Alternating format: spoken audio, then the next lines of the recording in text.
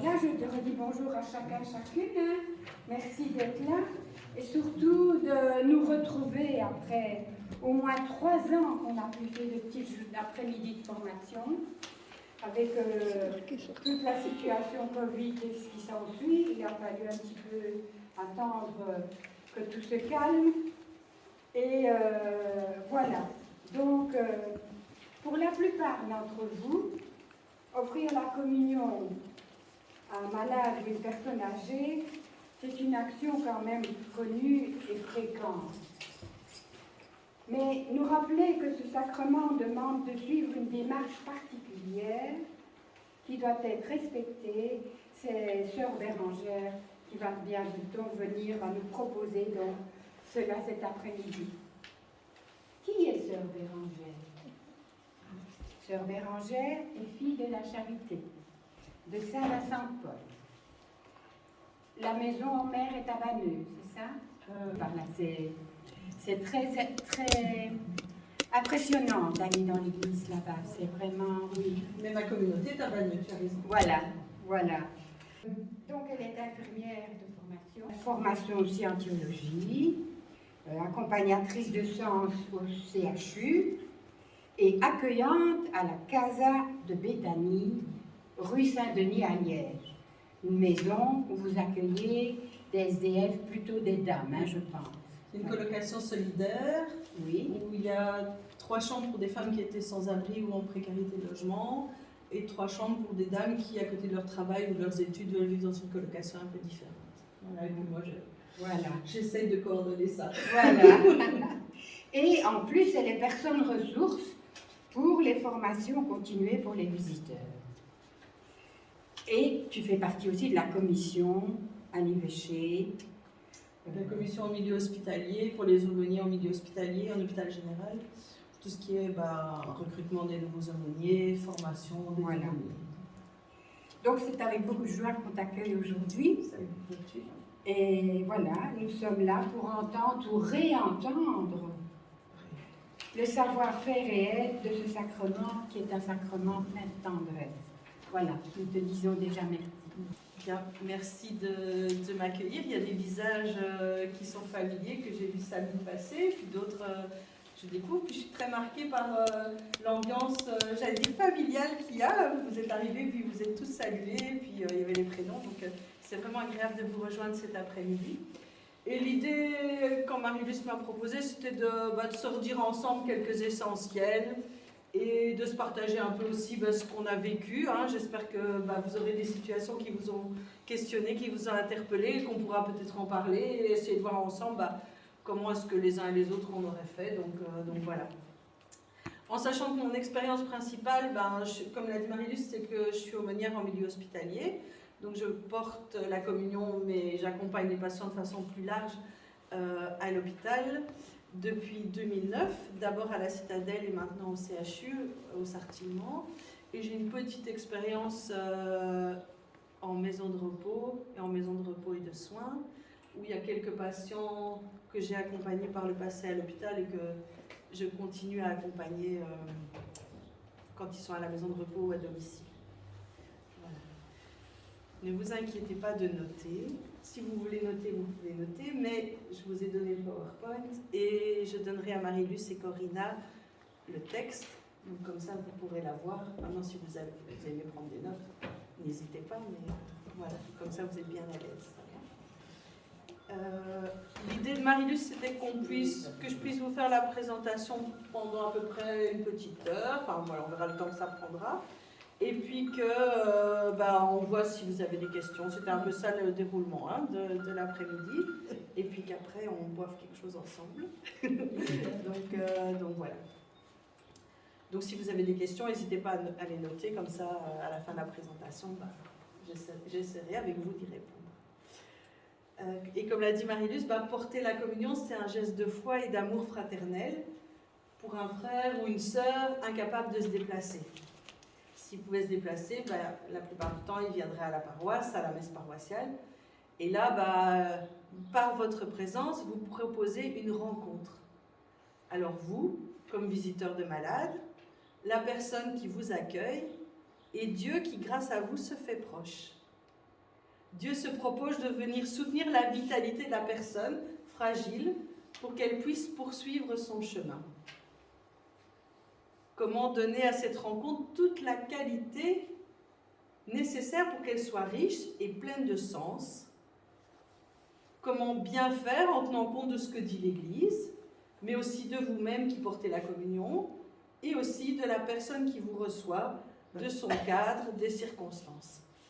Vous pourriez témoigner de tout ça, comme c'est différent d'une personne à l'autre, mais pour la même personne, parfois, comme c'est différent d'une fois à l'autre.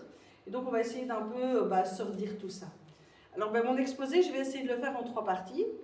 La première partie, c'est un peu le rituel. Donc, que dit l'Église? C'est un peu le code de la route. C'est le code de la route, le rituel de l'Église. Il nous dit certaines choses, il nous donne certaines directives. Puis ensuite, on va voir comment vivre cette rencontre avec le Christ, avec souplesse. Donc, comment est-ce qu'on va adapter le rituel en fonction de nous, en fonction de la personne, en fonction du sens. Et puis après, il y a quelques questions qui peuvent se poser dans le quotidien. J'en ai mis quelques-unes, mais vous en aurez sûrement d'autres, vous aussi, par rapport à ce que vous avez vécu. Alors, donc, le premier temps, on va voir que dit le rituel, que dit l'Église, qu'est-ce qui est indispensable quand on va porter la communion. Qu'est-ce qu'il faut savoir? Si on regarde le déroulement de la messe et de la communion à domicile, on va s'apercevoir que ça a une même structure. Et on voit bien que la messe, si tout va bien, on essaye de l'adapter d'une célébration à l'autre. On a un petit peu de souplesse, Et ici, pour porter la communion, c'est pareil. On va avoir un rituel, on va avoir une manière de faire qu'on va pouvoir essayer d'adapter en fonction des circonstances et de la personne qu'on a devant soi. Alors, porter la communion, c'est 3 temps forts, et tous ces temps sont importants. Il y a le temps d'ouverture, il y a le temps de la parole de Dieu et il y a le temps de la communion. Alors, vous allez vous demander peut-être pourquoi j'ai mis des choses en souligné. Ce qui est en souligné, c'est ce qui est vraiment indispensable. Le rituel nous dit, ces temps-là, vous ne pouvez pas y échapper, c'est vraiment le strict minimum. Et après, tout le reste, on va pouvoir le déployer en fonction de si la personne est bien, si elle n'est pas bien, comment elle se sent, et donc voilà. Donc, le premier temps, je vous disais, c'est le temps d'ouverture. Alors le temps d'ouverture, et c'est beau que l'Église nous dise que c'est indispensable, c'est le temps du contact humain, le temps de la mise en présence du Seigneur avec la custode et le signe de la croix, et puis, si c'est possible, un temps pénitentiel. Alors, suivant qu'on aille porter la communion à domicile, en maison de repos et de soins, la mise en œuvre de ce temps, ce ne sera pas toujours la même. Il y a des gens qui, à domicile, nous attendent, préparent plein de choses, on commence par boire un petit café. Il y a des endroits où c'est vite entre un soin et un autre soin. Vous savez ça mieux que moi. Et à domicile, la visite pourra, si la personne le souhaite, commencer par installer une nappe, une bougie, des fleurs. Certaines personnes font ça. Et c'est une bonne manière pour la personne qui vous attend de se préparer le cœur. En maison de repos ou en institution, il y a toute une série de règles d'hygiène et de sécurité qui sont propres à l'établissement. Par exemple, vous savez bien qu'en maison de repos, allumer une bougie, c'est parfois compliqué. C'est même très souvent déconseillé. Il faut plutôt des bougies électriques. Tandis qu'à la maison, là, on est plus libre, c'est plus souple. Donc, rien que déjà ça, en fonction du contexte de la personne, forcément, c'est déjà différent. Comme je disais, on ne vient pas, moi j'ai dit une fois à quelqu'un, je ne suis pas un distributeur automatique de communion, parce que la personne me disait, vous pouvez me le donner comme ça va aller. Non, en fait, la première étape, ce temps d'ouverture, c'est d'abord un temps du contact humain, et je trouve ça beau que l'Église nous dise que ce temps-là, il est indispensable. Le service de la communion, c'est d'abord et avant tout une rencontre fraternelle entre les membres d'une même communauté chrétienne. C'est un temps de rencontre bien sûr centré sur la communion, parce que a priori c'est pour ça que les gens vous appellent, puisque l'intitulé aujourd'hui c'est porter la communion à domicile ou en maison de repos, mais ça n'empêche qu'il y a tout cet accueil humain, toute cette écoute, demander des nouvelles des jours derniers, partager des événements marquants, permettront peut-être de nourrir la prière et de souligner la présence de Dieu dans toute notre vie.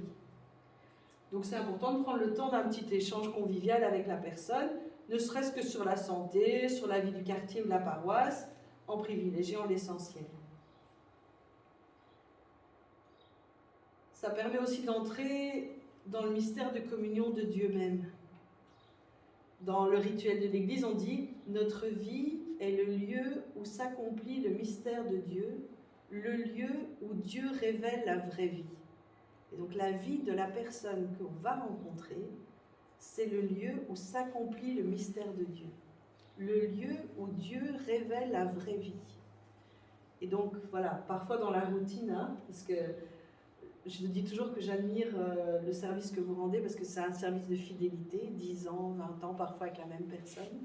Et de se redire que voilà, dans cette fidélité, parfois dans cette routine-là, c'est le lieu où s'accomplit le mystère de Dieu. Et donc, prendre le temps de s'accueillir l'un l'autre, même si voilà, on fait avec ce qu'on a, avec ce qu'on est. Mais en tout cas, c'est un temps indispensable. Et le deuxième temps indispensable dans ce premier moment, c'est de se mettre en présence du Seigneur. Et ça suppose de nous, en tant que visiteurs, de faire un geste signifiant. Un geste signifiant, c'est quelque chose qui va dire à la personne, voilà, on est maintenant aussi, on est trois dans cette relation, et donc par ce signe, je symbolise qu'on est trois. Alors ça peut être allumer une bougie, ça peut être déposer la custode, la pyxide à un endroit visible de la personne, et ça peut être faire le signe de la croix. Et certaines personnes sont sensibles au fait que ce soit beau. Donc pour certaines personnes, le fait d'apporter une fleur, je discutais avec une sœur de ma communauté il y a quelques jours, et elle disait, moi je vais porter la communion à quelqu'un. Donc vous savez, on habite Vanneux, comme on a dit.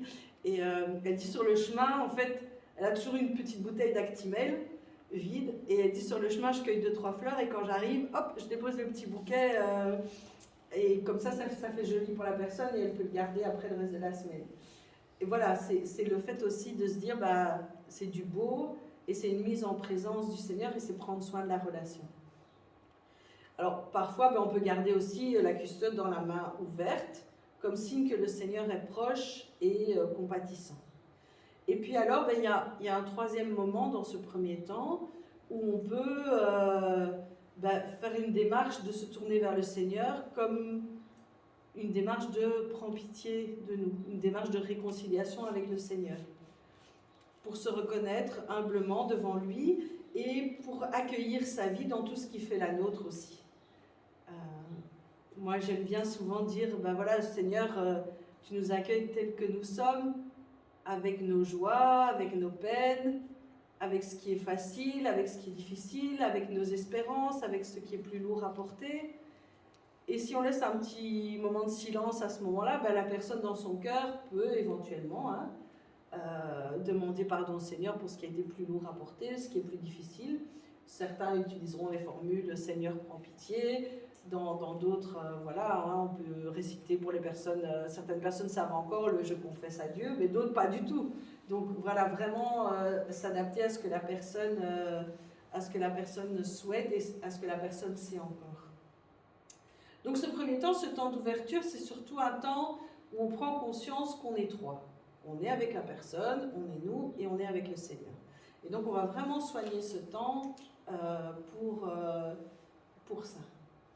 Et puis on aura un deuxième temps qui est le temps de la parole de Dieu. Porter la communion, c'est pas que, comme à l'hôpital, les soignants ils disent « Ah ouais, le petit truc de pain, là, le petit truc rond ». Porter la communion, c'est pas que donner le petit truc rond de pain, pas que donner l'hostie, c'est aussi, comme nous dit, on ne se nourrit pas seulement de pain, mais de toute parole qui vient de la bouche de Dieu.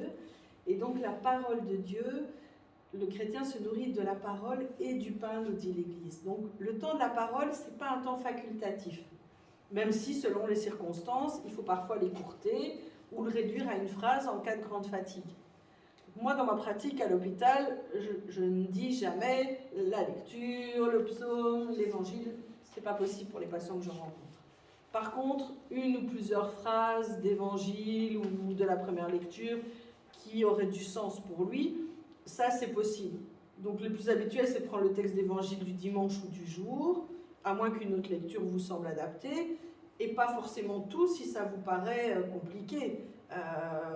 On parle des disciples d'Emmaüs, ça a été le cas il y a quelques jours. Vous pouvez très bien raconter et puis lire 2 ou 3 phrases de conclusion des disciples d'Emmaüs qui sont dans l'évangile, plutôt que de lire tout l'évangile, parce que pour certaines personnes, c'est compliqué d'entendre tout un évangile, vous le savez mieux que moi. Et la lecture peut être suivie, si vous voulez, d'une brève explication, d'un partage ou d'un temps de silence.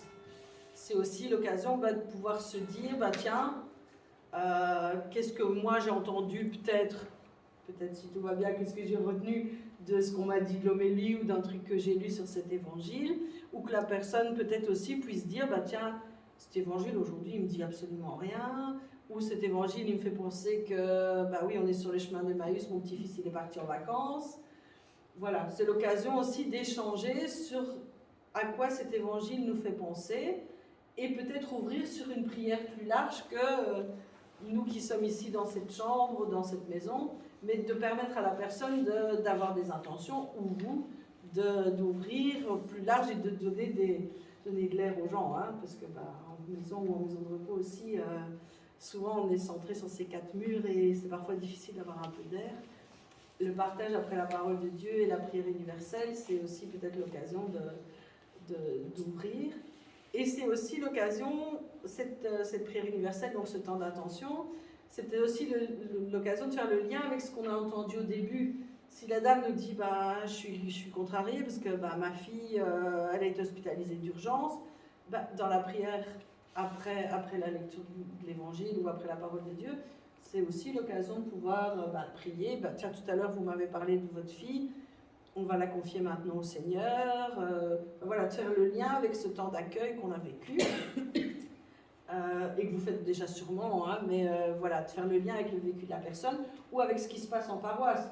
Tiens, aujourd'hui, dimanche prochain, ce sera les premières communions à la paroisse, et c'est l'occasion qu'on prie ensemble pour tous ces enfants. Il y en a 17,5 qui vont faire leur communion, et de penser au catéchisme. Voilà, c'est l'occasion de faire du lien et d'ouvrir pour les personnes qui sont à la maison. Et puis alors vient le 3e temps, qui est le temps de la communion en lui-même.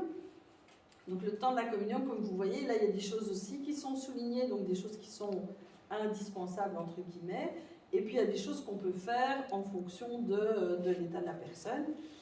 Et donc ça commence par le Notre Père, que chacun, j'imagine, chez vous c'est pareil que chez moi, que chacun dit un peu comme il s'en souvient. Moi, je suis sur la nouvelle formule, forcément, mais il y a encore des personnes qui sont sur l'ancienne formule, et je crois qu'il ne faut pas se tendre avec ça. Hein. L'important, c'est que la personne, elle se tourne vers le Seigneur.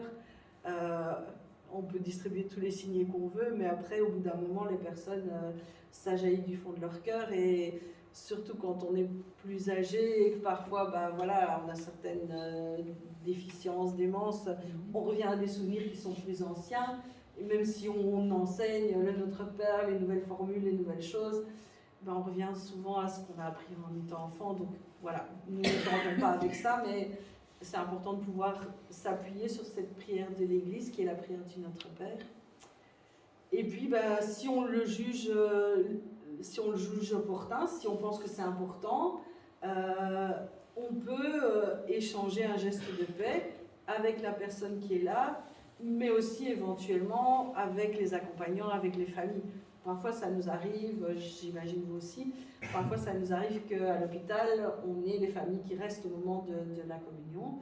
Voilà, je me dis peut-être qu'en maison de repos, il y a l'un ou l'autre qui est là, et c'est l'occasion en tout cas de proposer peut-être un geste de paix, un geste de fraternité à ce moment-là. Et puis à la communion au corps du Christ, la personne qui porte la communion alors présente le pain consacré avec l'invitation « Voici l'agneau de Dieu qui enlève le péché du monde, heureux les invités au repas du Seigneur ». Donc vous savez aussi que la nouvelle traduction liturgique, elle a inversé les choses par rapport à ce qu'on avait l'habitude de faire. Là aussi, on ne se tend pas.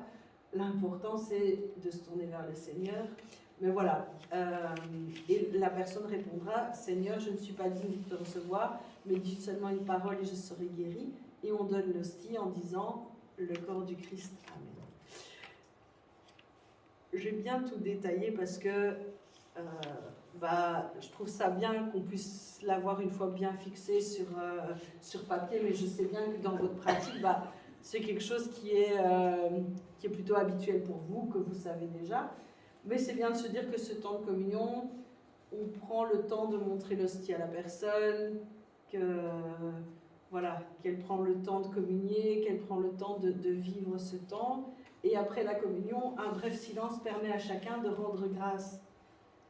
Parfois, ça vous est sûrement arrivé aussi, parfois certaines personnes prolongent la communion par des prières apprises dans leur jeunesse et qui peuvent avoir du sens pour elles. Et on est parfois un peu surpris où elles prennent un papier plastifié, on sent du coup tout l'amour du petit papier plastifié, avec une prière qui peuvent paraître parfois dépassées pour nous, mais qui sont pleines de sens pour les personnes.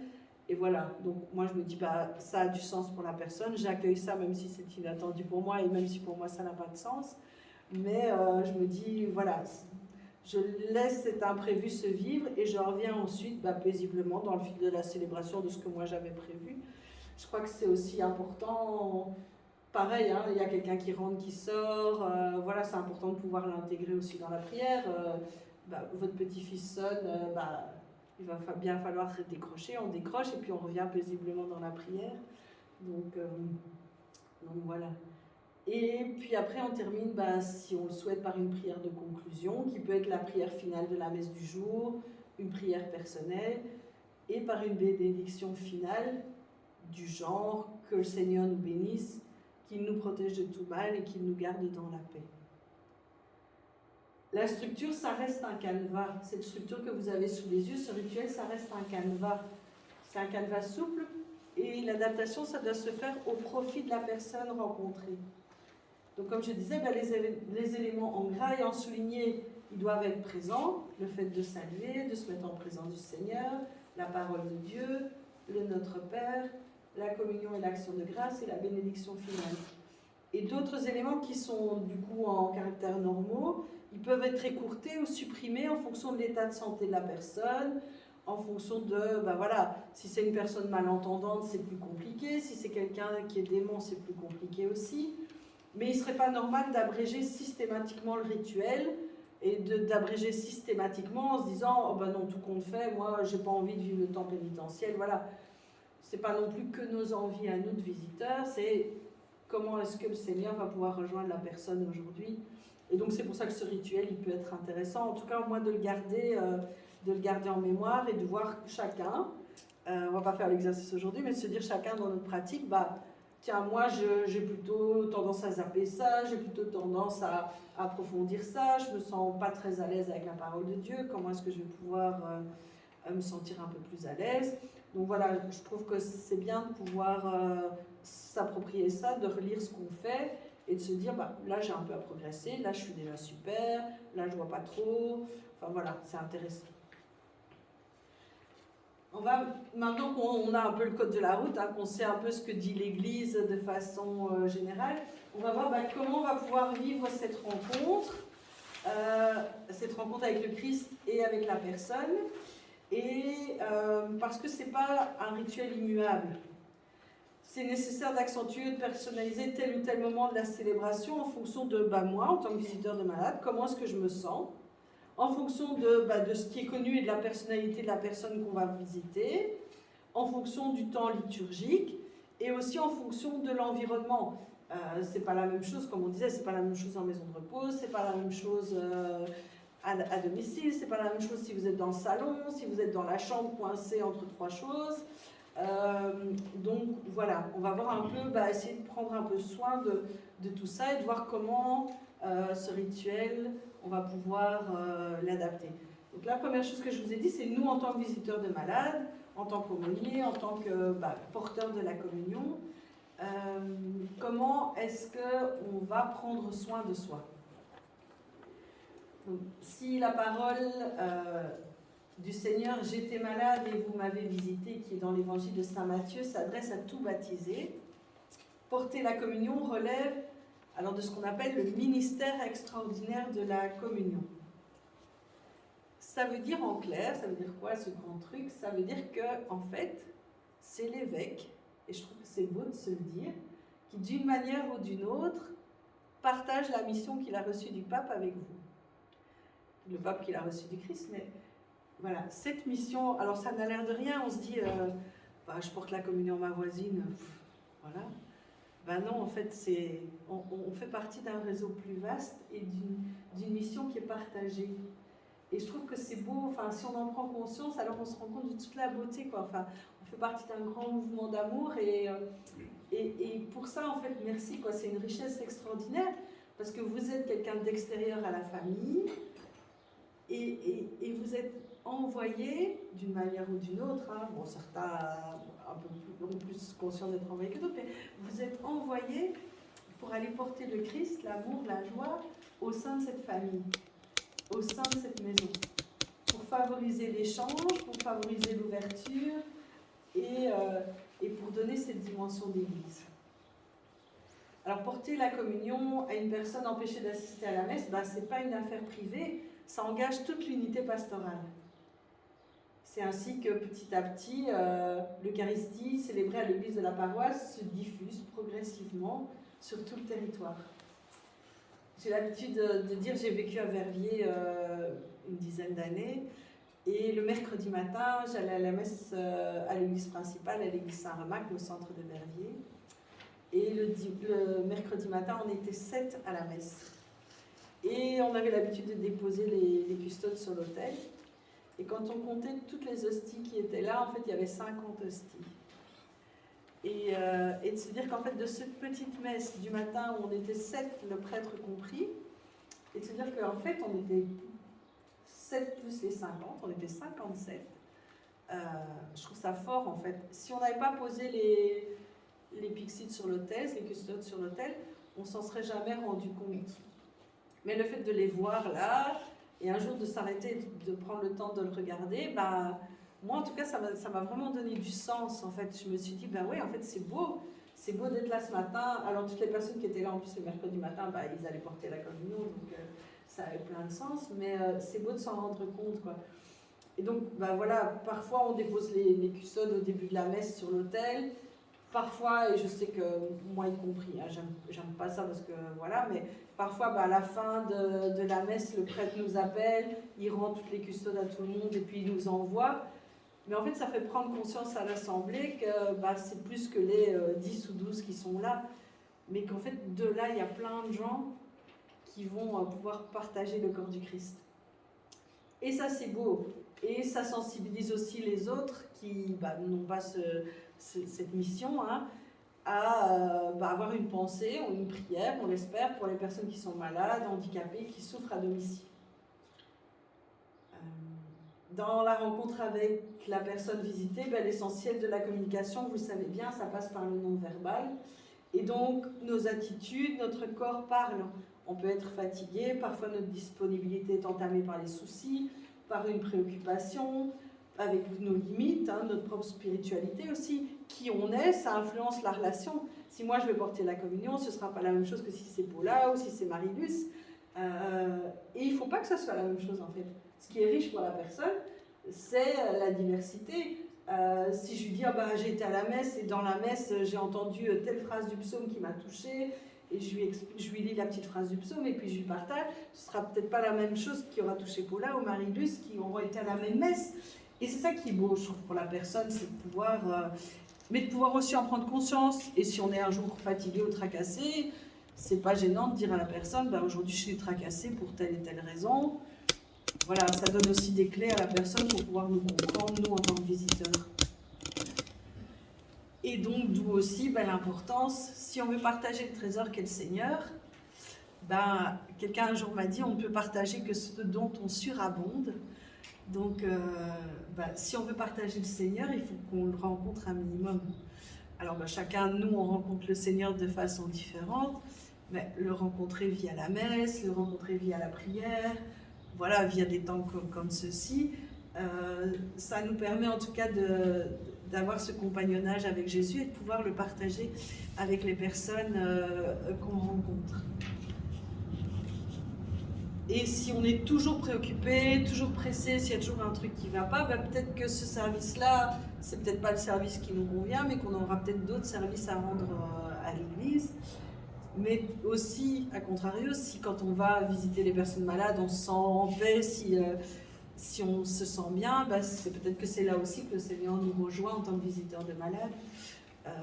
Voilà. Donc il n'y a pas besoin d'une grande préparation, c'est plutôt venir tel qu'on est, avec ce qu'on a vécu soi-même du Seigneur comme expérience personnelle, auprès de la personne malade. Et prendre conscience que cette mission, c'est plus large que juste notre voisine, quoi. C'est une mission d'église et que par notre présence, on signifie que l'église prend soin des malades. Ça fait peut-être présomptueux à dire, mais c'est ça que ça dit. C'est ça que nous disons ici aujourd'hui, c'est que l'église, elle prend, grâce à vous, soin des malades. Et ça, rien que ça, c'est déjà beau. Donc on va adapter la prière à qui on est, et comme je vous disais, voilà, ce que moi j'ai retenu sera peut-être ce que moi je vais partager dans le temps de prière, ne sera pas forcément ce que d'autres visiteurs partageront, et c'est pas grave. On va aussi adapter la prière à la personne qu'on va visiter. Donc connaître la vie de la personne visitée, ses préoccupations du moment, ça reste essentiel pour prier avec elle avec justesse. Ainsi, celui qui est dans l'angoisse permanente de la mort ne demande pas le même type de prière que celui qui est entouré par une famille aimante et qui va au mariage de son petit-fils 2 jours après. Dans votre ministère, c'est possible aussi que vous ressentiez une certaine lassitude, une certaine routine. Et cette routine, elle n'est pas facile, cette lassitude, elle n'est pas facile. Parfois, on se demande quel sens ça a, mais ça permet aussi que vous connaissiez toutes les personnes que vous visitez. Et cette personne, elle a plein de facettes, un peu comme les poupées russes. Parfois, on rencontre quelqu'un et puis, voilà, au fur et à mesure des années, on peut découvrir, on enlève la première poupée, on découvre peut-être autre chose de plus profond, de différent, ou peut-être parfois de surprenant. Mais connaître l'entièreté d'une personne avec toutes ses facettes et toute son histoire, on n'a pas fini de le faire. Alors peut-être vous posez la question, peut-on donner la communion à une personne désorientée? La mémoire rituelle, il faut savoir que la mémoire rituelle, donc la mémoire des rites, de ce qui s'est vécu en église, la mémoire rituelle est celle qui disparaît en dernier. La manière de faire le signe de croix, de répondre Amen, de dire le Notre Père, c'est autant d'indices qui permettent de discerner la capacité de la personne à communier. On sent qu'il y a des personnes, on ne sait pas pourquoi. Moi, je me souviens d'une dame, quand j'entrais et que je lui montrais la Pixie, elle s'arrêtait, elle disait Notre Père, et puis elle ouvrait la bouche, quoi. Et je me disais, elle sait très bien, en fait, relier qui je suis, la Pixie, relier la communion au Notre Père et à une vie de foi, même si elle ne sait plus le dire, même si elle ne sait plus l'exprimer.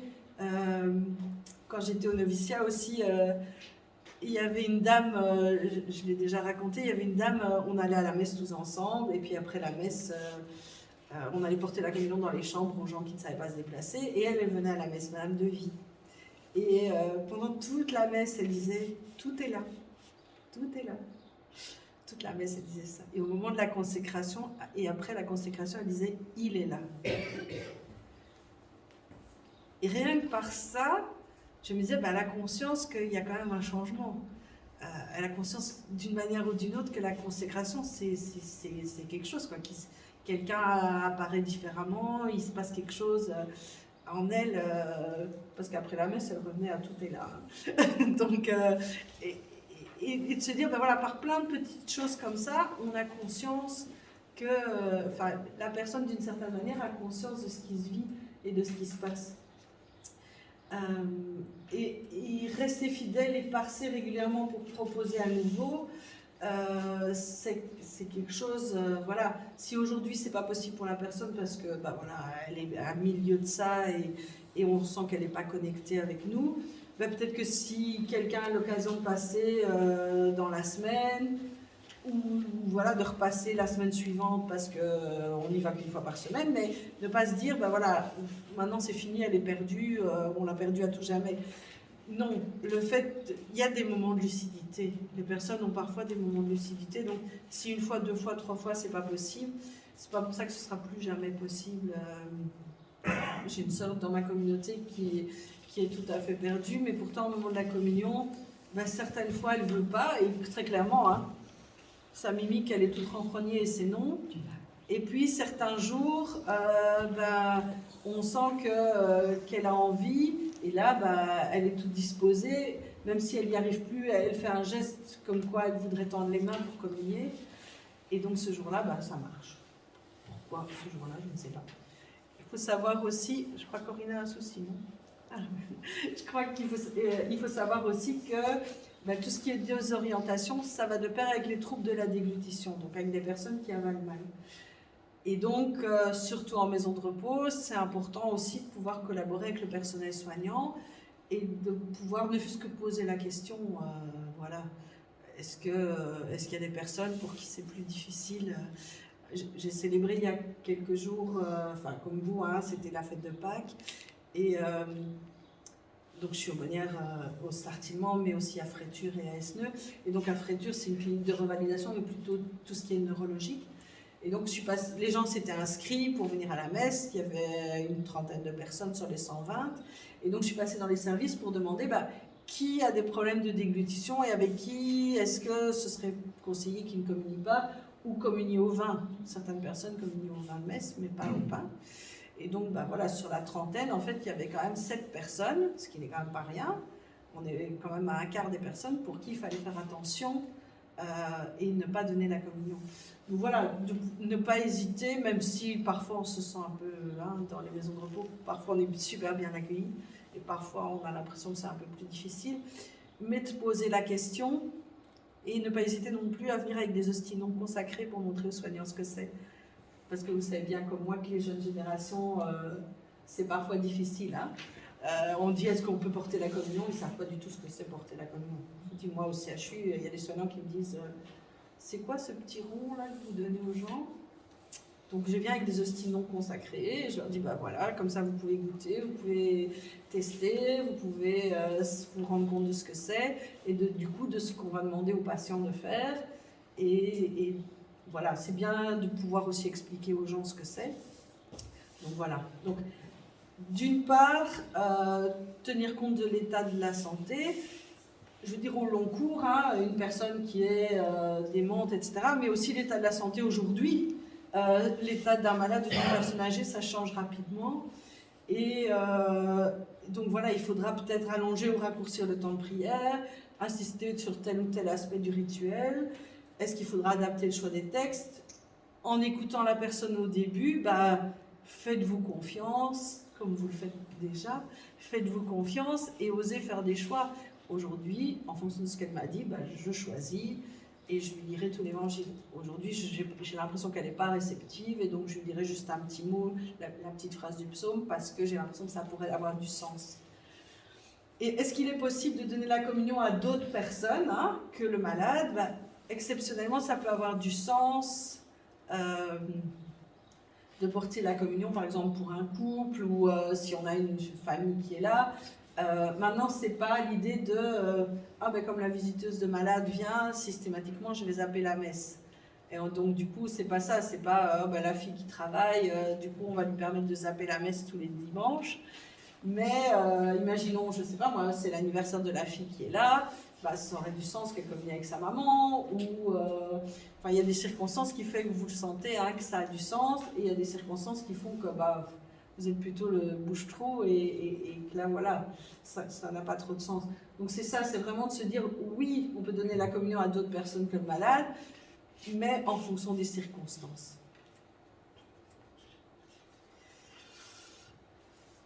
Alors, bah, pour vivre cette rencontre avec souplesse, on a d'abord regardé soi-même en tant que visiteur de malade comment on se sentait. On a regardé aussi la personne qu'on rencontre, comment est-ce qu'elle est. Maintenant, il y a aussi tout ce qui est la question de l'environnement. Hein. Quand porter la communion, donc on regarde l'environnement et quand porter la communion. La communion à domicile ou en maison de repos, c'est un vrai temps de prière et de ressourcement. Il faut donc qu'on ait une disponibilité d'esprit qui soit suffisante, une disponibilité de temps pour qu'on ne soit pas bousculé par le manque de temps, par les soins, par des occupations des proches. Si on vient juste au moment où la femme de ménage va arriver, bah, la personne va être plus préoccupée par ça que par le fait de communier. Ou si on vient systématiquement entre deux trucs, bah, ça ne va pas nous donner le temps nécessaire. Donc voilà, de choisir avec la personne son moment. Il y a un monsieur que je visite pour le moment, Michel. C'est un monsieur qui a de grosses douleurs et donc en fait, si je viens trop tard dans l'après-midi, bah, il dort. Et c'est impossible de le réveiller, il a tellement d'antidouleurs que c'est impossible. Et donc avec lui, j'ai fixé le fait que je venais le samedi à 13h30 et que si je ne suis pas venue à 14h, bah, il prend ses antidouleurs et il dort, quoi. Donc le samedi, il attend un petit peu, il retarde la prise de ses antidouleurs pour pouvoir être réveillé. Voilà, mais je lui ai demandé tout simplement, je lui ai dit, bah voilà Michel, quand est-ce que ça t'arrange que je vienne? Moi, je peux venir à tel et tel moment. Donc son agenda est le mien, hein, parce qu'il n'y a pas que lui, mais son agenda est le mien. Et on a mis les soignants dans le coup aussi. Mais donc voilà, on a choisi ensemble et avec l'équipe soignante quel était le moment le plus opportun pour lui. La personne qui visite comme la personne visitée, c'est important en tout cas d'en faire un vrai rendez-vous. Et après, il y a ce qui est possible, il y a ce qui est souhaitable, et puis il y a la réalité. Hein. J'arrive en vous donnant de grandes théories, et vous savez qu'il y a la réalité. Hein. Donc il y a ce qui est possible. Hein. Si Michel m'avait dit il faut être là à 22h, ce n'était pas possible. C'était peut-être souhaitable pour lui, ce n'était pas possible. Donc voilà, il faut trouver le bon compromis. Alors il faut savoir aussi que l'idéal, c'est nous en tant que visiteurs, de prendre la communion le matin en allant à la messe et puis d'aller la porter aux personnes qu'on visite. Le Seigneur n'a pas besoin d'aller faire les courses avec nous. Il n'a pas besoin d'attendre 2 jours dans un sac à main sur la cheminée. A priori, c'est au moment où on le reçoit, le plus vite possible, on essaye d'aller le porter à la personne. On fait ce qu'on peut. Chacun, on fait ce qu'on peut. Et donc voilà, on garde ça en tête. Et puis, comme je disais toujours, il y a la réalité. Il y a la réalité des horaires de messe, il y a notre réalité à nous, il y a la réalité des personnes. Mais voilà, on essaye que ce soit un trajet par respect pour ce corps du Christ. On essaye que ça soit un trajet le plus direct possible. Et de se dire, porter la communion, ce n'est pas anodin, c'est un geste de foi, une démarche fraternelle. Et quand on ne sait pas aller le porter directement à la personne, je me dis c'est important de pouvoir se dire en équipe, comment est-ce qu'on fait il y a la messe le dimanche à midi et moi je vais tous les lundis.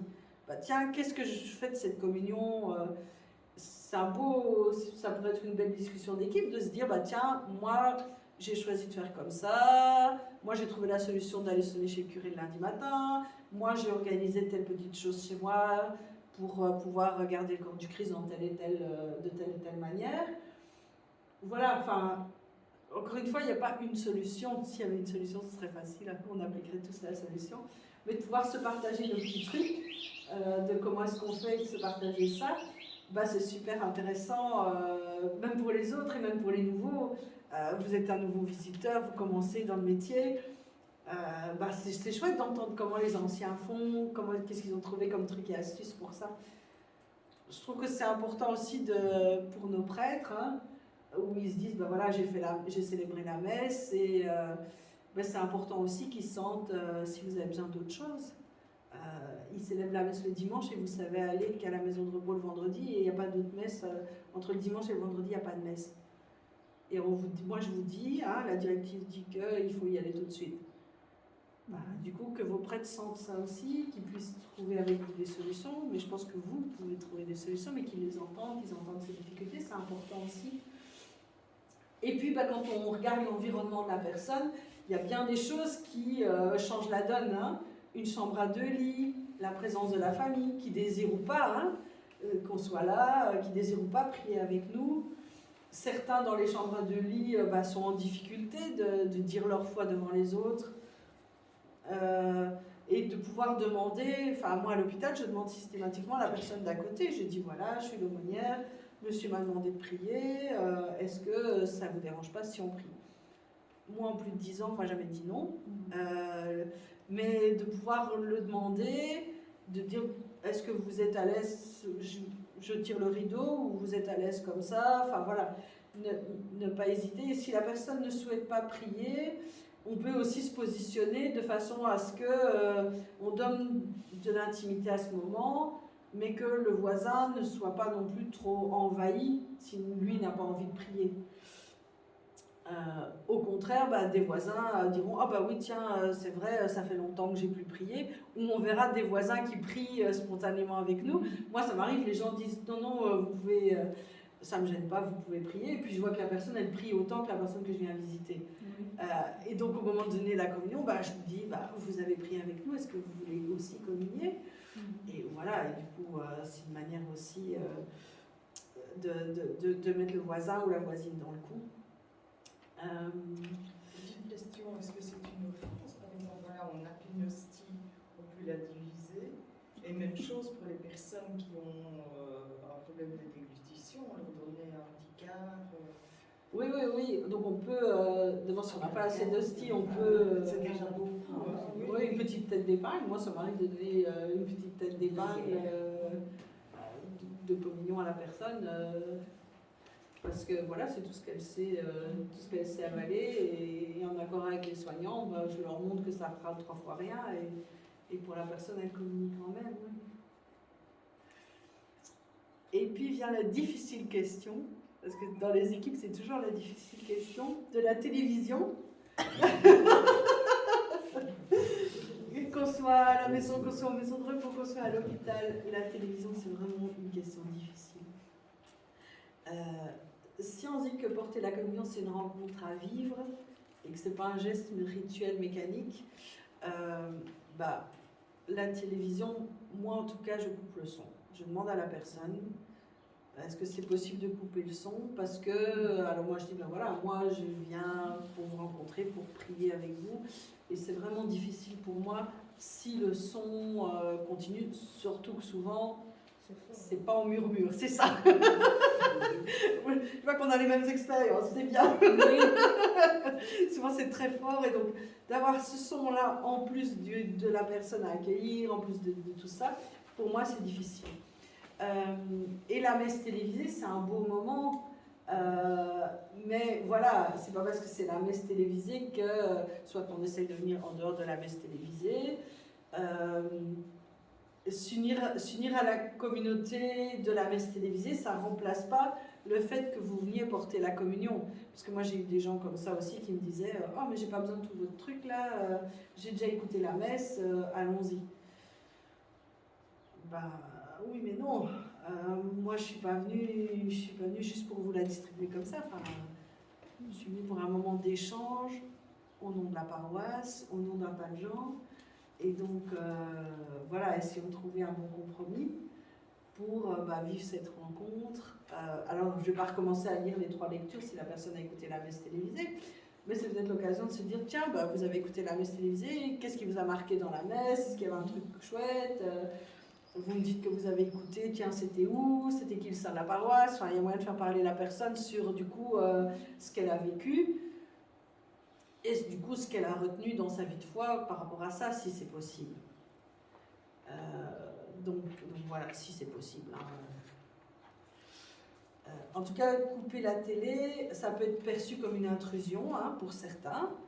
Et donc, alors, l'important, c'est de voir avec elle quel est le bon moment. Quel est le bon moment pour nous, pour elle.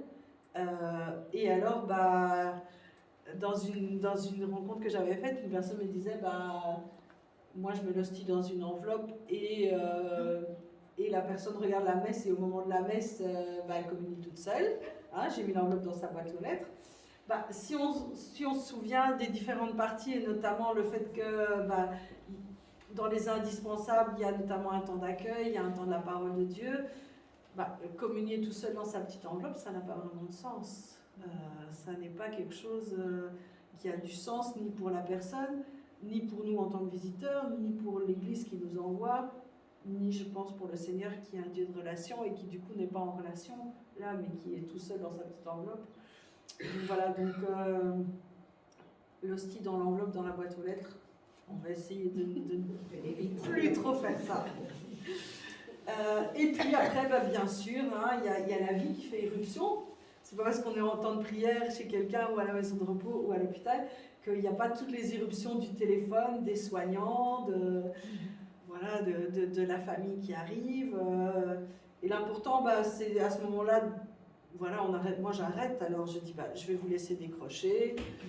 Bon, après, si ça dure une demi-heure, c'est encore autre chose, mais je vous laisse décrocher. Et puis après, on les intègre en leur donnant du sens. Bah, ce coup de téléphone, c'est peut-être le signe de l'affection de quelqu'un de la famille. L'infirmière qui vient, c'est peut-être un souci. Donc voilà, tout ça, ça peut devenir des intentions de prière qui vont nourrir notre prière, qui vont peut-être nous agacer, mais qui vont nourrir notre prière aussi. Et puis, donc on a pris soin de la personne, on a pris soin de soi, on a pris soin de l'environnement. Il y a aussi le temps liturgique. C'est-à-dire que porter la communion au temps de Noël, c'est pas la même chose que de porter la communion au plein milieu de l'été. Le temps liturgique, ça va nous donner un souffle aussi. Hein. Parce que sinon tout est lisse et tous les jours se ressemblent. C'est ce qui me frappe beaucoup avec les personnes de la rue, c'est que tous les jours se ressemblent. Il n'y a pas de jour de fête, il n'y a pas de... Et je trouve que de pouvoir dire, non, aujourd'hui c'est Pâques, on fait quelque chose, aujourd'hui je vous ai apporté une fleur parce que c'est Pâques, et je vous propose d'écouter, moi j'ai une collègue qui adore ça, faire écouter un chant liturgique sur son smartphone par exemple, si c'est vraiment son truc. Et donc elle dit aujourd'hui c'est Pâques, je vous ai choisi une belle chanson de Pâques, et hop, on va écouter ça ensemble. C'est tout différent que voilà, si on est au milieu du temps ordinaire. Et donc de pouvoir donner cette couleur-là du temps liturgique, ça peut être chouette, quoi. Donc chaque dimanche, c'est aussi des repères pour les personnes, et c'est aussi des repères pour les personnes qui sont désorientées. Comment est-ce que quand vous étiez petit, vous fêtiez Noël? Comment est-ce que quand vous étiez petit, tiens, c'est la fête... alors moi je suis originaire de Mons, tiens, c'est la fête de la Trinité. Quand vous étiez petit, vous fêtiez ça comment? C'est doudou aujourd'hui, vous fêtiez ça comment? Vous aussi, sûrement qu'ici, il y a des événements qui sont importants, des événements d'église qui sont importants et qui sont ancrés dans la culture populaire, et de pouvoir y faire référence, même pour les personnes désorientées, ça les aidera à retrouver des repères, des grands saints, des grands événements. Et ça peut les relier aussi à la communauté chrétienne qui est toujours vivante. Et c'est un moyen aussi d'approfondir la foi, de s'inscrire. Et donc, un petit geste concret qui peut être chouette, c'est de prendre la petite feuille du bulletin paroissial, par exemple. J'imagine que vous avez encore ça ici. Il y a des endroits où on est passé à tout l'informatiser. Ça, je trouve que c'est fort dommage pour les personnes plus âgées, mais quand on a encore la chance d'avoir un feuillet paroissial, sur le feuillet paroissial, il y a souvent toutes les activités, mais aussi les baptêmes, mais aussi parfois des intentions de messe et tout ça. Et donc je me dis, pour les gens qui sont à domicile ou en maison de repos, ça peut être le moyen de rester en lien avec la communauté. Et ça peut être aussi le moyen pour la famille de voir que vous êtes passé. Parce que parfois certaines personnes sont plus désorientées et tout ça. Et de voir qu'il y a le petit bulletin paroissial. Oui, parce que j'ai vu que vous aviez déposé le petit bulletin paroissial. À l'hôpital, même pour les personnes aux soins intensifs et tout ça, on a un petit dépliant du service. Et à la dernière page, on a une page blanche. Et donc on note, je ne suis pas sûre aujourd'hui, j'ai prié, j'ai fait ceci. Et parfois les familles nous répondent en fait. On vous a laissé chapelet parce qu'il y a bien le chapelet. Donc voilà, donc je me dis c'est des petits moyens simples, notamment par la feuille paroissiale, que les gens, les familles, si elles veulent bien, accrochent sur le fait que vous êtes passé, quoi. Donc voilà, donc il y avait le rituel, ce que l'Église nous dit, voilà, ça c'est important. Et puis, comme j'ai essayé de vous le montrer, il y a des adaptations à avoir en fonction de tout ça. Et puis, je voulais vous parler de deux cas un peu plus particuliers. qui est la communion donnée en viatique. Et alors, que faire de l'hostie si la personne n'a pas pu communier? Donc, la communion en viatique, c'est un grand mot pour dire que c'est la dernière communion, c'est-à-dire que c'est la communion qu'on va donner à une personne qui est en fin de vie et qui est mourante. Ça n'arrive pas tous les jours, hein, mais certaines personnes, elles se rendent compte que ça va de moins en moins bien et elles disent je voudrais communier une dernière fois avant de m'endormir, avant de mourir. Et ça s'appelle du coup le viatique. C'est en fait, le sacrement du voyage, c'est un peu la dernière communion que la personne fera avant de mourir. Et cette communion, c'est pour permettre à la personne de confier toute sa vie au Seigneur et de donner la force et la grâce de quitter ce monde, de mourir en étant en lien avec le Christ ressuscité. Le viatique, c'est un peu le pain pour la route. Moi, je le dis comme ça aux patients à l'hôpital. C'est qu'est-ce que vous auriez envie de dire au Seigneur là maintenant dans cette situation. Et c'est comme un soin palliatif spirituel, le viatique. Et vous êtes tout à fait, et je vous le dis en vous regardant tous, vous êtes tout à fait habilité à faire ça. Donc c'est pas un prêtre qui doit venir donner le viatique, mais c'est vous en tant que visiteur de malade qui pouvez donner cette dernière communion. Voilà. Alors le rituel, il n'est pas très différent d'une communion ordinaire, sauf que on essaye, après si ça vous intéresse, on pourra vous faire parvenir ça. Il y a des prières un peu plus spécifiques qui intègrent le fait que on se prépare à la mort et qu'on redit toute notre confiance et tout notre amour qu'on a en Dieu. Donc voilà, donc parfois ça fait peur. On dit il faut donner le viatique, c'est la dernière communion et tout ça. C'est quoi en plus? C'est juste de dire au Seigneur, voilà Seigneur, dans la situation où je suis, nous te faisons confiance. On se tourne vers toi et en pleine confiance, on te dit merci pour tout ce qu'on a vécu ici, pardon pour ce qui a été plus difficile, et accueille-nous le jour où on viendra te rejoindre. Dire le viatique, c'est juste ça. Et puis la personne communie. Mais voilà, c'est quelque chose qui fait peur, alors que ça ne devrait pas. Et puis que fait-on de l'hostie si la personne visitée n'a pas pu communier? Si c'est possible, en tout cas, il faut la rapporter au tabernacle à chaque fois que c'est possible. Et sinon, l'hostie peut être consommée par la personne qui visite dans une démarche de prière.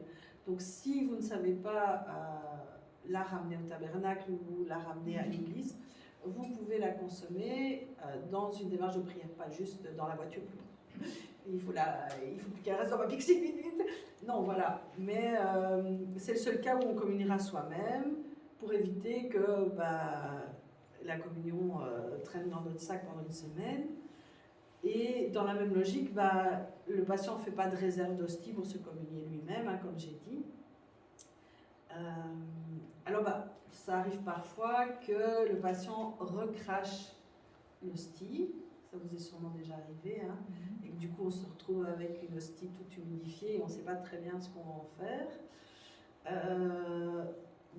Là en fait ce qu'on nous conseille, c'est on prend un mouchoir en papier, on récolte tous les morceaux d'hostie et soit on brûle ça chez soi, soit on le dissout on brûle le mouchoir en papier et l'hostie mâchouillée, on le brûle, soit on dissout l'hostie dans de l'eau et l'eau après elle servira à arroser les plantes. J'ai une maman qui est visiteuse de malades, qui était parce que ça fait quelques mois qu'elle a arrêté. Et elle sort, donc elle va chercher des hosties chez le prêtre, elle sort, elle arrive à sa voiture et là elle trébuche et toutes les hosties tombent dans une flaque d'eau. Et là j'ai ma pauvre maman qui me téléphone tout en pleurs, qu'est-ce que je fais? Et je dis, écoute, tu les prends, tu les dissous dans un peu d'eau et t'arroses les plantes, quoi.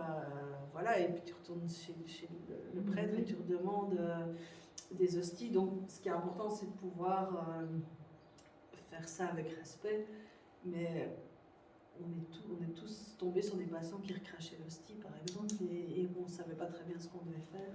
Donc voilà, il y a des choses un peu pratiques comme ça. Voilà, j'espère que je n'ai pas été trop longue. Voilà. c'était un peu ce que j'avais envie de vous dire par rapport à ça, par rapport à porter la communion.